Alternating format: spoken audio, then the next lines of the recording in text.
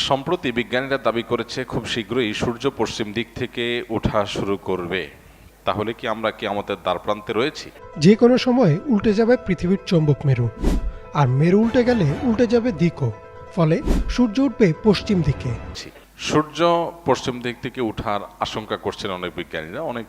প্রথমত অনেক সময় আমাদের দেশে এই জাতীয় রিপোর্টগুলোতে বলা হয় এক জিনিস, আর রিপোর্টে উপস্থাপন করা হয় এটাকে আরো ফুলিয়ে ফাঁপিয়ে দর্শক বা ভিউয়ার্স টানার জন্য আকর্ষণীয় করে চমকপ্রদ করে সেটাকে উপস্থাপন করা হয়। বাস্তবতা আসলে এই টাইপের না, এরকম হয় অনেক সময়। এখানে রিয়েল ঘটনা কি সেটা আমি জানি না। যদি ধরেও নেই যে রিপোর্ট যেভাবে করেছে সেভাবে রিপোর্ট আমি দেখেছি, পশ্চিম দিক থেকে সূর্য ওঠার আশঙ্কা করা হচ্ছে, সেক্ষেত্রে সেটা যদি হয় তাহলে সেক্ষেত্রে পৃথিবীতে নানা রকমের বিশৃঙ্খল পরিস্থিতি দেখা দিবে, রোগবালাই, ঘরে ঘরে ক্যান্সার হয়ে যেতে পারে, ইত্যাদি ইত্যাদি অনেক আশঙ্কা বিজ্ঞানীরা করছেন। আমরা যখন কোরআন এবং হাদিসের ছাঁচে ফেলে এই গবেষণাকে মাপঝোপ করার চেষ্টা করি, তখন আমরা দেখতে পাই নবী করিম সাল্লাল্লাহু আলাইহি সাল্লাম কিয়ামতের আগে 10টি বিশেষ আলামত প্রকাশ পাওয়ার কথা বলেছেন, যেগুলোকে আলামাতুস সাআহ আল কুবরাহ বলা হয়েছে, অর্থাৎ কিয়ামতের বড়